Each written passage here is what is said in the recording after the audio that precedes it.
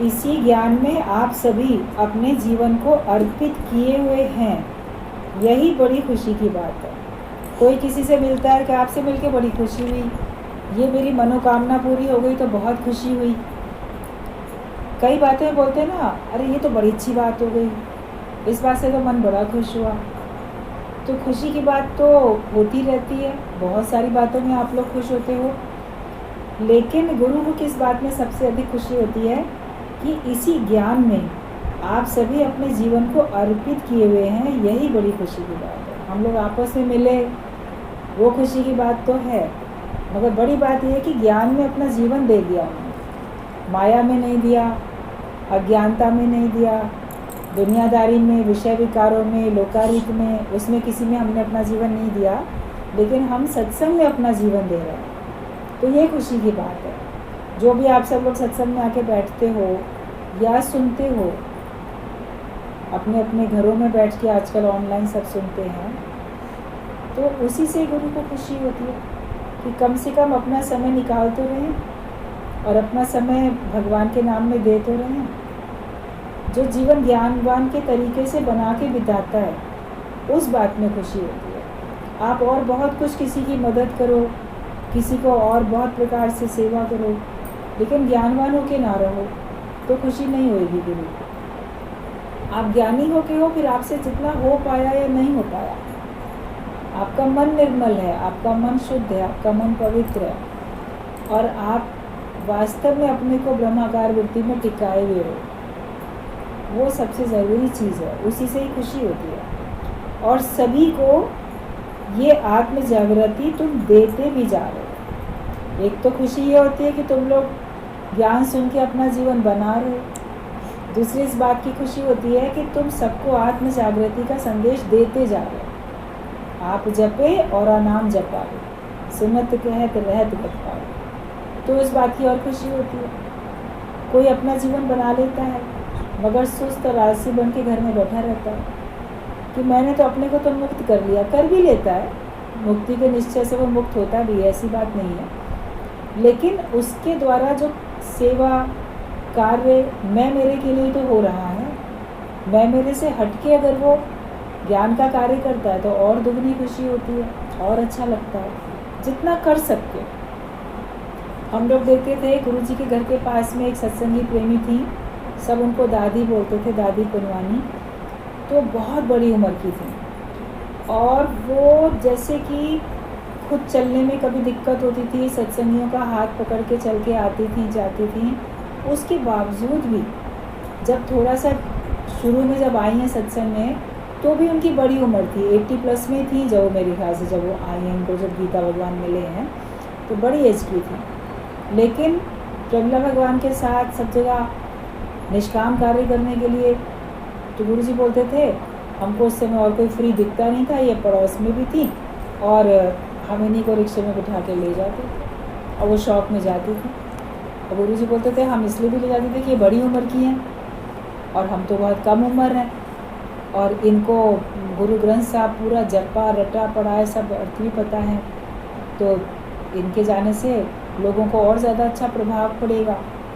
और ज्ञान तो गुरु जी बताते थे, वो भजन बहुत अच्छा बोलती थी, और जो सत्संग चलता था उस सत्संग से रिलेटेड भजन निकाल के अपनी डायरी खोल के तैयार रखती थी, उसी टॉपिक से रिलेटेड भजन होते थे। जब उनका शरीर ज़्यादा जैसे नहीं आने जाने लायक होता था और बड़ी एज थी, 90+ में जाके उनका शरीर शांत हुआ है, 1-2 साल और जीवित रहती तो पूरा 100 साल की हो जाती।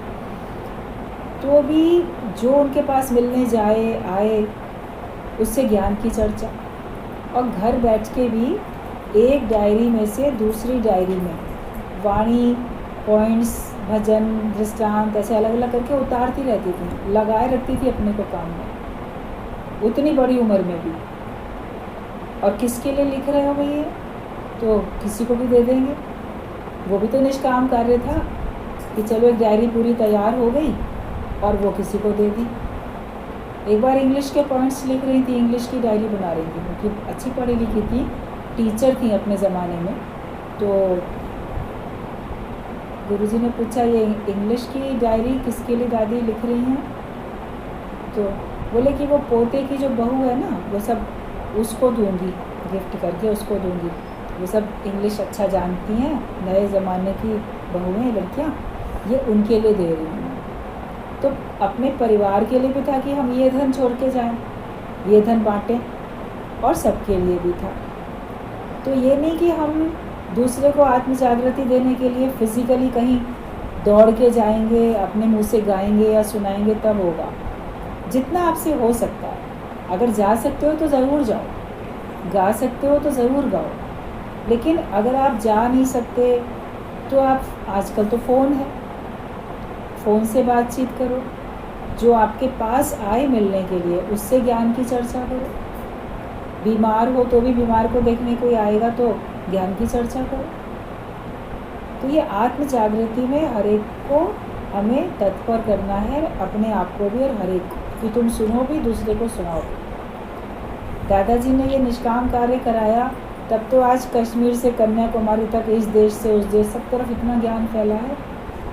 वरना किसी एक के कारण से थोड़ी इतना ज्ञान फैल सकता है। ये टीम वर्क होता है, सब लोग मिली जुली ऐसे मेहनत करते हैं तब, और फिर इकट्ठे होते हैं तब फिर वो मेहनत समझ में आती है और हर एक को उसका असर भी होता है। तो खुशी की बात तो ये है कि अपना जीवन भी आपने अर्पित किया और सभी को ये आत्म जागृति देते जा रहे हो, ये और भी ज़्यादा खुशी की बात है। बस जागना ही ज्ञान है, भागना नहीं। सन्यासी अपना घर गृहस्थ परिस्थितियाँ उन सबसे मुख मोड़ के, उससे भाग के सन्यास में चले जाते हैं और वहाँ चले जाएंगे, कर्तव्य कर्म नहीं करने पड़े या उनको छोड़ देते हैं कि कोई और करेगा। हम मर जाते तो भी तो कोई करता, कोई और करेगा। और हम जाएं गुरु के आश्रम में रह जाएं, सन्यास धारण कर लें, वहाँ पे ज्ञान पक्का करेंगे। वो पहले त्याग करते हैं, ज्ञान बाद में लेते हैं, वैराग्य बाद में लेते हैं। लेकिन यहाँ पे गुरु ने बताया कि तुम्हें ज्ञान पहले लेना है, वैराग्य पहले लेना है। ज्ञान होगा तो वैराग्य होगा और फिर उससे आप विरक्त भावना से, त्याग भावना से रहोगे घर में। आप छूटे हुए भी हो और समय पे कर्म कर भी सकते हो। ज्ञानी करे या ना करे, वो स्वार्थ के बिना रहता है।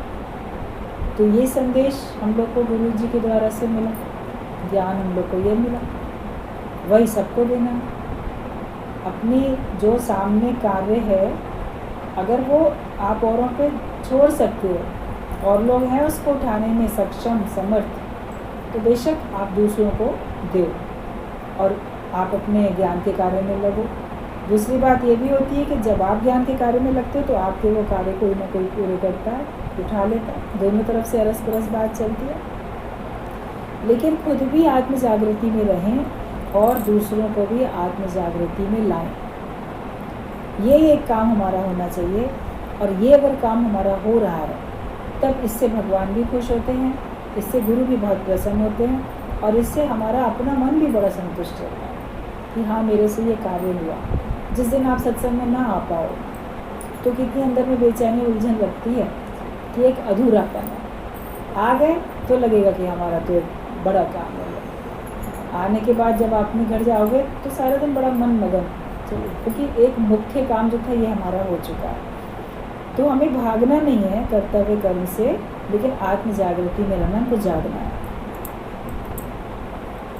आज बात चली कि किसी ने क्राइस्ट से पूछा, पैगंबर या अवतार कौन है। क्राइस्ट को किसी ने पूछा, पैगंबर किसको कहा जाता है या अवतार हम किसको कहें, कैसे बोलें। तो क्राइस्ट ने कोई जवाब नहीं दिया, परंतु आगे चलते गए और सब लाइट्स जलाते गए। रास्ते में चल रहे थे तो जैसे पहले ज़माने में जो स्ट्रीट लाइट होती थी खंबे पर, तो वहीं पर ही ऑन ऑफ के रहते थे बटन। तो बिजली विभाग वाले की एक ड्यूटी होती थी, वो आता जाता था और सब खंभों की लाइट जला के चले जाता था और सवेरे सब बुझाता। बड़े बड़े पार्क होते थे, पार्क में भी होता था कि उसमें वो जला के जाएगा और फिर बुझाएगा, ऐसे रहता था। तो क्राइस्ट ने उत्तर नहीं दिया, लेकिन वो आगे बढ़ते गए और सब जगह पे लाइट जलाते हुए चले गए। तो ये कहा कि पैगंबर जो होता है उसको कहते हैं जो सबके हृदय में ज्ञान की ज्योत जलाता हुआ चले। जैसे वो लाइट जलाता हुआ गया, तो प्रतीक है कि आपके अंदर ज्ञान की ज्योत जो जला देता है और जली रहे, उसके लिए तुम्हें तपस्या करनी पड़ती है। जला के तो कोई चला गया, लेकिन ज्ञान का तो तुम्हारे अंदर में प्रकाश हमेशा रहे ना, सावधानी तो रहनी चाहिए। तो इसका अर्थ है कि सभी के अंधेरे जीवन में जो प्रकाश लाए वही सच्चा अवतार है। दूसरी बात चली कि एक संत को किसी ने एक सोने की कैंची प्रेजेंट की। उसने उसे अस्वीकार करते हुए कहा, मुझे यदि एक लोहे की सुई भी दोगे तो इस कैंची से बढ़कर है। इसका सिद्धांत ये है कि तुम सभी के हृदय को प्रेम से जोड़ने वाले बनो। भाई कैंची चाहे कितनी भी कीमती है, सोने की बनी है, काम तो काटने का करती है, और सुई बड़ी छोटी सी है, लोहे की है, बहुत कम कीमत की है। आप बाज़ार से सुई लेके आओ, कितनी कम कीमत में मिल जाती है, काम कितना बड़ा करती है, जोड़ने का काम करती है। हर एक के घर में सुई ना हो तो काम ना चले। सुई धागा सबके घर में रहता है, कैंची भी रहती है, कैंची की भी अपनी ज़रूरत है। जो ज़रूरी नहीं है उसको काट छाट के अलग करो, और जहाँ ज़रूरी है वहाँ पे सिलो। तो संत ने कहा कि मुझे कैंची मत गिफ्ट करो, सुई दोगे तो मुझे अच्छा लगेगा। मेरे संत का काम कुछ काटना नहीं होता, उसका काम तो परमात्मा से भी योग हमारा लगाना है, जोड़ना है, और आपस में भी एकता से, मित्रता से सबको जुड़ के रहने का संदेश देना है कि सभी के हृदय को प्रेम से जोड़ने वाले बनो। सबका दिल टूटा हुआ होता है, किसी न किसी कारण से दिल फट जाता है, तो फटे कपड़े को सिल लेते हैं। तो फटे हुए दिल को भी गुरु अपने प्रेम के धागे डाल के ज्ञान की सुई से सिल देता है। बाकी तो तुम कितने भी महान हुए और जीवन तुम्हारा न बना तो क्या लाभ होगा। और मामलों में तो बहुत पैसे वाले हो या बड़े पद पे हो, बड़े उच्च कुल के हो, कुछ ऐसा है कि लोग आपको बड़ा महान समझते हैं, बाहर के कर्मों से आप बड़े महान कहलाते हो। कोई बड़ा सोशल वर्कर होता है, समाज सेवा करता है, कोई साइंटिस्ट होता है, बड़ा बड़ा आविष्कार करता है, कोई कुछ और करता है ऐसा काम, तो लोग उसको बड़ा महान कहते हैं, ये बड़ा महान व्यक्ति है, इसने सबकी मदद की है तो महान है। तो तुम कितने भी महान बन गए और जीवन तुम्हारा ही नहीं बना तो फिर क्या लाभ। औरों को तो बहुत आप मदद करके आए, बहुत आपने सब अच्छे अच्छे काम किए, लेकिन अपने जीवन में तुमने महानता हासिल नहीं की। तुम्हारे अंदर ओछापन है, तुम्हारे अंदर छोटापन है, तुम्हारे अंदर परमात्मा का कोई योग लगा हुआ नहीं है, तो फिर तुम कैसे महान बनोगे। बाहर के कर्मों से कोई महान कहला सकता है, लेकिन वो अपने आत्मिक निश्चय से महान बनता है। सबसे ऊंचा तभी उठ पाता है जब वो भगवत भाव में रहता है। तो अगर हमने अपना जीवन नहीं बनाया तो अपना जीवन कैसे बनेगा। जब हम परमात्मा की शरण में जाके परमात्मा को प्राप्त करके एक हो जाएंगे तो हमारा जीवन अच्छा बनेगा। जब हमारा योग लगेगा तब हमारा जीवन अच्छा बनेगा। तो अच्छा जीवन तो ज्ञान से ही बनता है, बिना ज्ञान के तो हमारा जीवन अच्छा बनेगा नहीं, क्योंकि ज्ञान से हमको सही समझ मिलती है, क्या करना चाहिए क्या नहीं करना चाहिए। अच्छे बुरे का हमको ज्ञान हो जाता है, विवेक हो जाता है। जब आपकी सोच अच्छी है, आपको सही समझ मिल गई है, तो फिर आपसे प्रत्येक कार्य अच्छा ही तो होगा। अगर आपकी समझ ठीक नहीं है, सोच आपकी गलत है, तो आपसे सब काम गलत होगा। किसी के अंदर में ही सुलझा हुआ विचार है, तो जहाँ बैठेगा वहाँ बड़े सलीके से बैठेगा, साफ सफाई रख के बैठेगा। जिनकी सोच गलत है, अरे हमें क्या करना, अपने घर को ठीक कर लो, बाहर सड़क पे डाल दो कूड़ा, ट्रेन में मूंगफली खा के वहीं छिल के वहीं डाल दो, कहीं एक ऐसे करते रहते। प्लेटफॉर्म पे बैठे हैं तो वहीं पे डस्टबिन सामने है, उठ के कौन जाए वहाँ तक। अपनी सीट पे बैठे बैठे वहीं पे कूड़ा छिलके सब रैपर्स ये सब डालते रहते हैं। तो सोच गलत है ना, सोच सही होगी तो सब कुछ ठीक होगा हर एक। तो गुरु हमको ज्ञान की समझ देके हमें ठीक कर देता है। जब हम ठीक हो जाते हैं तो हम सारे संसार को ठीक कर सकते हैं। पहले हम आप सुधरें, फिर औरों का सुधार करें। तो जो अपने जीवन को नहीं बना पाया, अपने जीवन को ज्ञान के हिसाब से अगर नहीं बना पाया, खुद अज्ञानी का ज्ञानी रह गया, देहाध्यासी रह गया, तो फिर उसका संसार में कितना भी अच्छा कार्य करना हुआ व्यर्थ है। कई लोग ऐसे साधु संत हैं, कथावाचक हैं और प्रवचन करने वाले बहुत हैं, जिनको लोग महान समझते हैं, गुरु बोलते हैं। कार्य तो उनके द्वारा बहुत अच्छा हो रहा है, हज़ारों लाखों की भीड़ जुटी हुई है और लोग अपने अपनी श्रद्धा से, विश्वास से शायद अच्छा फल पा भी रहे हैं। लेकिन वो व्यक्ति जो उतने महान पद को समझता है कि मेरे को मिला हुआ है, या लोग समझते हैं कि ये बहुत महान पद पे है, अगर उसका अपना जीवन बना हुआ नहीं है तो वो तो अपने जीवन का साक्षी खुद है, तो भगवान तो उसको देखेगा नहीं। आपने सबको ज्ञान दिया, अपने को ज्ञानवान बनाया ही नहीं। आपने सबकी प्यास बुझाई, अपना पानी पिया ही नहीं। सबकी भूख मिटाई, अपने को खाना दिया ही नहीं। तो अपना भी तो जीवन बनाना है। तो आत्मिक निश्चय तो तुम्हें भी करना है ना, औरों को कराना है तो तुमको भी तो करना है। जो तुम दूसरों को उपदेश देते हो उस पर तुम्हें खुद भी तो चलना है। खुद चलना अगर मान लो आप भूल जाते हो या लापरवाही करते हो, नहीं करते, तो नुकसान तुम्हारा अपना ही है। तो जीवन जो है अगर तुम्हारा नहीं बना तो तुम कितने भी महान कहला जाओ, उससे कोई लाभ नहीं है। अपने जीवन के आदर्शों को यथार्थ में उतारो। जो तुम्हारे जीवन के आदर्श हैं, जो हमने गुरु का आदर्श देखा, वास्तव में हमने भक्तों का, संतों का, सच्चे संतों का जो आदर्श देखा, और तुमने भी जो ज्ञान से बनाया कि मेरा जीवन ऐसा होना चाहिए, उसको प्रैक्टिकली भी तो अपने जीवन में उतारना, यथार्थ रूप में। समझ तो लिया, हाँ ऐसा ही होना चाहिए, लिख भी लिया, पढ़ भी लिया, समझ भी लिया, बोल भी दिया, सुन भी लिया, लेकिन उसको यथार्थ में अपने जीवन में उतारना। तो जो तुम्हारे अपने जीवन के आदर्श हैं उनको यथार्थ में उतारो, मतलब उसको व्यवहार में अपने लेके आओ, तभी तुम्हारा जीवन सफल होता है। सारी दुनिया मूल कारण परमात्मा को ही भूल कर बैठी है। जैसे बाहर से पूरी बिल्डिंग दिखाई दे रही है, परंतु उसकी नींव को सभी भूल जाते हैं। तो ऐसे ही सब भगवान को भूले हुए। भगवान के कारण से ही तो ये सारा संसार है। आज भगवान ना हो तो ये कुछ भी ना हो। तो सारा संसार उसी को भूल के बैठा। जो दिखाई दे रहा है वो ही सच है, और जो दिखाई नहीं देता उसकी तरफ ध्यान ही नहीं देते। सुन भी लिया है कि हाँ सत्य परमात्मा ही है, कभी आप जान भी लेते हो, महसूस भी कर लेते हो, मगर उसको फिर भुला के बैठे हो। मनुष्य अपनी सामर्थ्य पे बड़ी गर्व करता है, मैं ये कर लूँगा, मैं वो कर लूँगा, मैं ये कर सकता हूँ, मैंने ये किया।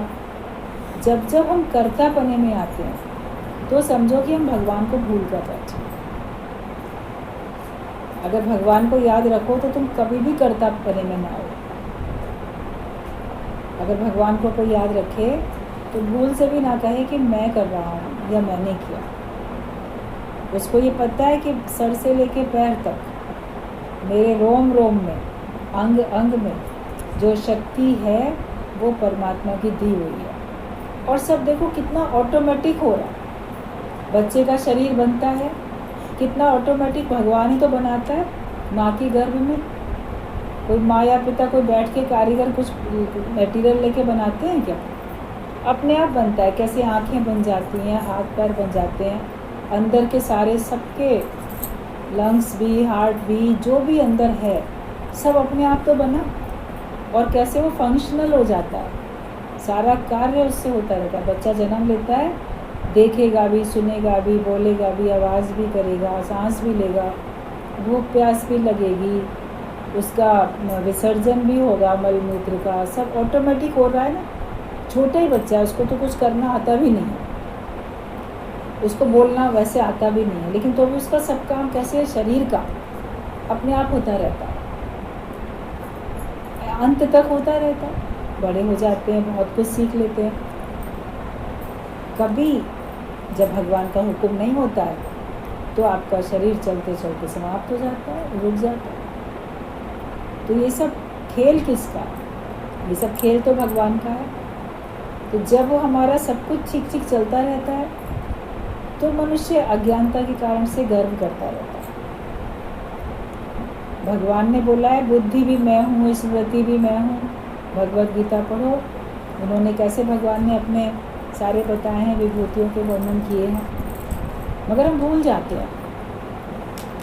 जब तू भूली आपको तो भासे संसार।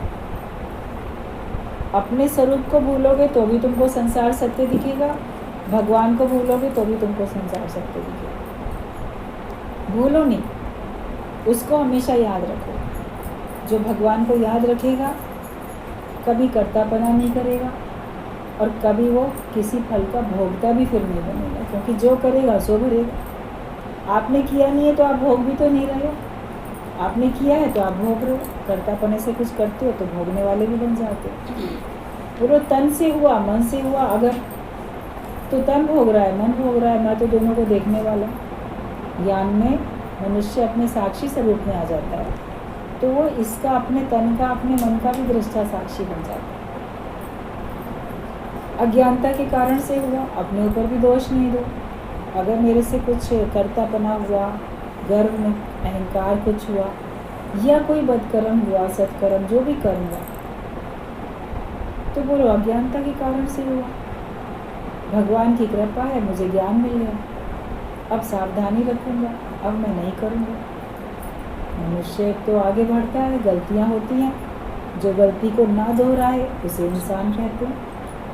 सच्चा भगवान तो वही हुआ ना जो गलती को दोहराएगा नहीं। बार बार गलती करते रहोगे तो तुमको कोई भगवान नहीं मानेगा, तुमको कोई अवतार नहीं मानेगा। लेकिन जब तुमसे गलतियाँ ना हों, आप अपनी एक एक गलती से सबक लेके उसको दोबारा दोहराओ नहीं, तो सारी दुनिया जो मूल कारण है उस परमात्मा को भूल के बैठी है।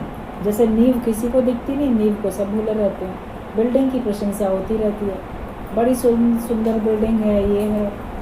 ताजमहल देखने गए तो किसी का घर देखने गए तो लाल किला देखने गए, बहुत अच्छा बना है, बहुत बढ़िया बना है। प्रशंसा तो उन्हीं की हो रही है। कोई ये नहीं बोलता बड़ी मजबूत नींव बनी है, बहुत अच्छी नींव है, नींव में कौन से पत्थर लगे हैं। नींव याद भी नहीं रहती है किसी को। तो ऐसे भगवान नहीं याद रहते किसी को, गुरु याद दिलाता है। ये सारा संसार टिका किसके बलबूते पे है? ये धरती किसके बलबूते पे टिकी है? हमारा शरीर पवन का खंभा उस पे टिका है। कैसे कैसे भगवान ने टिका के रखा हुआ है, उसको याद रखो हमेशा। सुबह उठकर सबसे पहले तुमने प्रकाश देखा और जिसके आधार से हर चीज़ देखी, परंतु तो भी तुम्हें प्रकाश भूला हुआ रहता है। बस अब उसी निराकार मूल कारण को ना भूलें तो ही हमारा लक्ष्य पूरा होगा। ये तो बात दृष्टांत सबको पता है। संत ने पूछा शिष्य से, आता था उसके पास, बोलता था भगवान याद नहीं रहते, भगवान दिखाई नहीं देते। संत ने कहा सवेरे उठ के सबसे पहले क्या देखा था तुमने? तो सोच में पड़ गया, सबसे पहले उठ के बोलो शायद टाइम देखा था क्या बज रहा है। बोला टाइम देखने से पहले क्या देखा था? अब और सोचने पड़ा, याद ही नहीं आ रहा है। बोला सामने कैलेंडर लगा था, शायद वो देखा था। बोला नहीं, उससे भी पहले क्या देखा? तो जिस बिस्तर पे था चादर ओढ़ी थी, शायद वो चादर देखी हो, याद ही नहीं है तो उससे पहले क्या देखा। उठा था चप्पल देखे, क्या देखा। कमरे में जितनी चीज़ें थी एक एक करके सब बता दी। संत बार बार बोले और उससे याद करो, उससे पहले क्या देखा होगा। तो अंदाज से बताता जा रहा है, शायद ये देखा, शायद वो देखा। तो नहीं याद आ रहा मैंने सबसे पहले क्या देखा। तो संत ने कहा सबसे पहले तुमने प्रकाश देखा, रोशनी देखी। रोशनी की सत्ता से ये सारी चीज़ें दिखी। कमरे में बिल्कुल घना अंधेरा होता तो क्या तुम देख सकते थे? ना अपनी चादर देख सकते थे, ना कैलेंडर देख सकते थे, ना घड़ी में टाइम देख सकते थे, कुछ भी नहीं देख सकते थे। प्रकाश था कमरे में, रोशनी थी, तो तुमको ये सब दिखा, उसकी सत्ता से दिखा। लेकिन फिर भी प्रकाश हमसे भूला हुआ। ऐसे ही परमात्मा की सत्ता से सारा संसार दिखता है, फिर भी परमात्मा हमसे भूला हुआ। ये भूल का सुधार गुरु करा, इस भूल का सुधार कर लें। जहाँ नज़र जाए, जिस पे नज़र जाए, ये हमेशा याद रखो, ये किसके कारण से है, इसको बनाने वाला कौन, इसको चलाने वाला कौन। तो आपसे परमात्मा हर पल याद रहेगा, कभी भूलेगा नहीं। श्वास से श्वास सिमरो गोविंद, हर पल भगवान को कैसे सिमरन कर सकते हो, किसी एक नाम रूप में थोड़ी देखोगे, जो भी दिखाई देता है ही भगवान, है ही भगवान। ये एक मंत्र गुरु ने दे दिया कि है ही भगवान, भगवान के अतिरिक्त और कुछ भी नहीं है। तो अब अगर उसी निराकार मूल कारण को अगर हम नहीं भूलते हैं, याद रखते हैं, तो समझो कि हमारा लक्ष्य पूरा हो गया। यही हमारा लक्ष्य था दुनिया में आने का, कि परमात्मा को याद रखें। वायदा गर्भ में था किया, भूलूंगा तुझको ना हरी, और फंस के मोह के जाल में भूला तू अपना करार। जो भगवान से इकरार किया था कि भगवान अब जब मैं दुनिया में जाऊंगा तो मैं तुम्हें भूलूंगा नहीं, क्योंकि तुमको भुला के मैंने बड़े कर्म बनाए, तुमको भुला के मैंने बहुत कष्ट पाए, तुमको भूल जाने के कारण ही दोबारा जन्म मरण के चक्कर में जा रहा हूँ। लेकिन अब मैं नहीं भूलूंगा तुमको, तुम्हें याद रखूंगा, तो मैं तुमको प्राप्त कर लूँगा। गर्भ में ही बच्चा याद रखता है, मगर जन्म लेने के बाद भूल जाता है। सब माया का ऐसा प्रभाव पड़ता है कि उससे सब कुछ भूल जाता है, नहीं याद रहता। और जो इर्द गिर्द होते हैं संबंधी, वो भी याद नहीं दिलाते। कोई बिरला ज्ञानवान माता मदालसा की तरह बनेगा जो अपने बच्चे को ज्ञान की लोरी देके याद दिलाएगा कि तू कौन है, तू शुद्ध है, तू बुद्ध है, तू पवित्र है, तू ब्रह्म स्वरूप है। कोई बिरला ही तो होगा जो याद दिलाएगा। माता मदालसा कौन बन सकेगा? बाकी तो सब जो बाहर से अपना देखा, ये तेरा माँ, ये तेरा पिता, ये तेरा वो, वही याद दिलाते हैं, और व्यक्ति अंत तक उसी को याद भी करता रहता है। तो अपना लक्ष्य गुरु हमारा पूरा कराता है, तो वही हमारा लक्ष्य कि भगवान को कभी भूलें नहीं। सभी में उसी परमात्मा को जानो, तो सभी विकारों से तुम छूट जाओ। मनुष्य विकारों से छूटना चाहता है, भगवान से आरती में गाता भी है, विषय विकार मिटाओ पाप हरो देगा। भगवान मेरे पाप हर लो, मेरे से विषय विकार मिटा दो। लेकिन मिटेंगे कैसे? ज्ञान से ही मिटेंगे, तुम्हारे दृढ़ निश्चय से मिटेंगे। निश्चय तुम्हें करना है, ज्ञान तुमको पक्का करना है, और उसके लिए सभी में परमात्मा को देख लो, तो तुम निर्विकारी होते चले जाओ। हम सब में भगवान को नहीं देखते, हम किसी में दोस्त, किसी में दुश्मन, किसी में अपना, किसी में पराया, किसी में कोई संबंध, जैसा संबंध जिसमें देखते हैं उसी प्रकार के भाव हमारे अंदर आ जाते हैं। माता पिता को देखोगे तो किसी और प्रकार का भाव आएगा, अपने बच्चों को देखोगे तो दूसरा भाव आएगा, अपने स्वयं के बच्चों को देखोगे तो मोह ममता का अलग भाव है। माता पिता को देखोगे, प्यार सबके साथ है, मगर तो अलग भाव होता है। भाई बहन को देखोगे तो अलग भाव है, पति पत्नी देखेंगे एक दूसरे को तो अलग भाव है। मित्र शत्रु, अपने पराए, जो भी आपको अंदर में भाव है या संबंध है, तो आप भी अपने को वैसे ही मानने लग जाते हो। लेकिन जब तुम्हारी दृष्टि में सब है ही भगवान, सब जगह एक भगवान देख लोगे, तो फिर तुम्हारे अंदर के विकार भी तो खत्म हो जाएंगे, क्योंकि भगवत भाव तुम्हारा आया तो एक पवित्र भाव हुआ, उसमें कोई संबंध है ही नहीं, उसमें कोई स्वार्थ है ही नहीं। भगवान को देख के तो भक्ति उमड़ती है ना। अगर आप कहीं भी मंदिर में जाओ, कोई आपका विशेष इष्ट है, उसका मंदिर है, या किसी भी भगवान का मंदिर है, तो उसको देख के आपके अंदर भगवत भाव भी तो उमड़ता है, भक्ति तो उमड़ती है। आप चाहे गणेश जी को देख लो, वो हाथी की सूंड की तरह उनका मुख है, हाथी का मुख लगा हुआ है। हनुमान जी को देख लो तो बंदर की तरह उनका मुख लगा हुआ है। देखने में तो अलग अलग दिख रहा है, तो भी तो आप देखते हो तो क्या बोलते हो? भगवान है। भगवान के अलावा थोड़ी देखते हो। दुर्गा देवी शेर पर खड़ी है, बाकी भी देखो, शंकर भगवान है तो उसमें सांप भी हैं, त्रिशूल हाथ में लिए हैं, तो डर थोड़ी लगता है, भगवान का भाव आता है।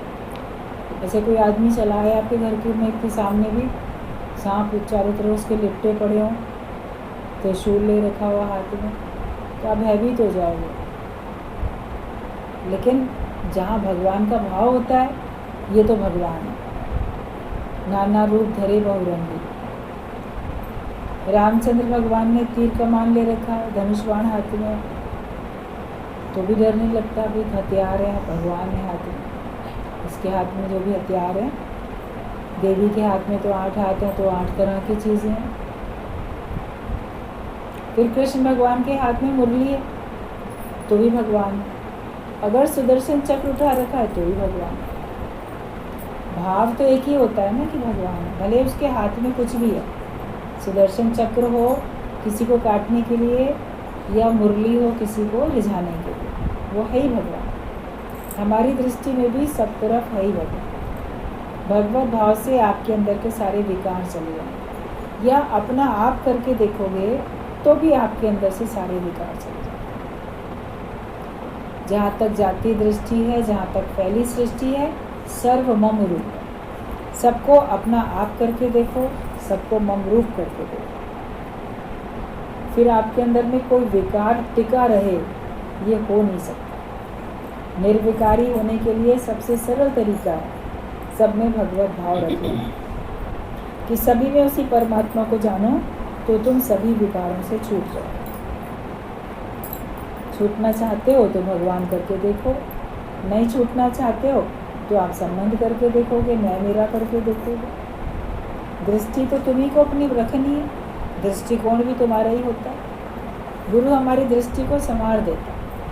अतः भगवान को देखने वाली नज़र गुरु से हमको मिलती है, और कोई नहीं देगा कि तुम सब में भगवान देखो। गुरु ही हमको ऐसी दृष्टि देता है, दिव्य दृष्टि, जिससे हम सब में परमात्मा देख पाते हैं। तब हमारा जीवन बनता है, और वो तुम्हारे अपने हाथ में, तेरे हाथ में है जीवन बनाना, हीरा कौड़ी के लिए ना गवाना। बाकी तो श्वासें सबकी जा ही रही। आज ये चला गया, कल वो चला गया था, परसों वो चला गया था, आगे ये जा सकता है, ये सब दिमाग में चलता रहता है। मैं खुद भी चला जाऊंगा, जा सकता हूँ, ये पक्का करना। और सभी कई दिन से हम लोग की बात चल रही है, अक्सर टॉपिक वैसे ही निकल जाता है कि अपना काम उतार के बैठो। यही समझदारी है, यही होशियारी। जो तुम्हारे काम तुम पूरे कर सकते हो वो करके बैठो, जो भगवान के हाथ में है वो भगवान के ऊपर सौंप के बैठो। कोई सोचे मेरे बच्चे भी छोटे हैं, इनको सेटल करना है, बड़े हों तब मेरा काम उतरेगा।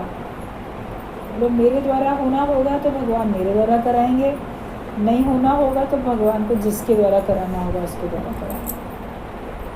एक बार किसी ने अपना एक नई दुकान का एक नया शोरूम कोई बनाया था, तो शहर में गुरु आए हुए थे, श्याम भगवान, मीरा भगवान सब गए हुए थे वहाँ, सत्संगी था वो।